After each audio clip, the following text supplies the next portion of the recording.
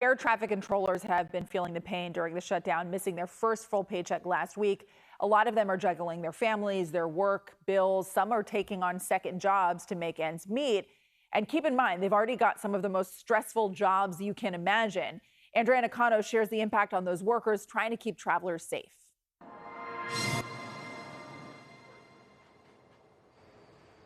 The stress of the government shutdown is taking its toll on air traffic controllers who are working without pay. It is extremely frustrating to once again see our aviation industry taking the brunt of what is something that's out of our control. Captain Laura Einsettler was a commercial pilot for over 30 years. She has seen firsthand how government shutdowns impact those in the aviation industry and how it will affect air travel. With the shutdown, this does greatly increase safety risks. When you have controllers with high responsibility levels, they do shift work all the time.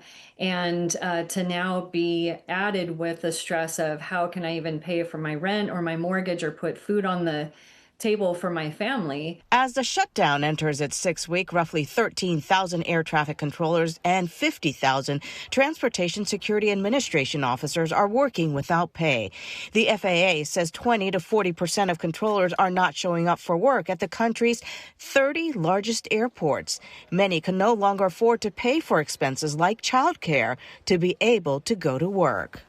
Air traffic controllers are showing up to work every day to deal with issues that we've never seen before. 36-day shutdown. The stresses, the pressure, the fatigue is setting in. Air traffic controllers are texting, I don't even have enough money to put gas in my car to come to work. While there is fatigue among the workforce, Daniels insists it's still safe to fly. Transportation expert Howard Sumwalt says the 10% reduction in flight capacity starting on Friday is just a step to keep air travel flowing as smoothly as it can. This is the way the system is supposed to work. When we have controller staffing issues or when there's weather, this is the way that the FAA manages their risk. They start reducing the number of airplanes in and out of certain airports. So this is not unprecedented. The Union for Air Traffic Controllers is calling for lawmakers to end the government shutdown as soon as possible.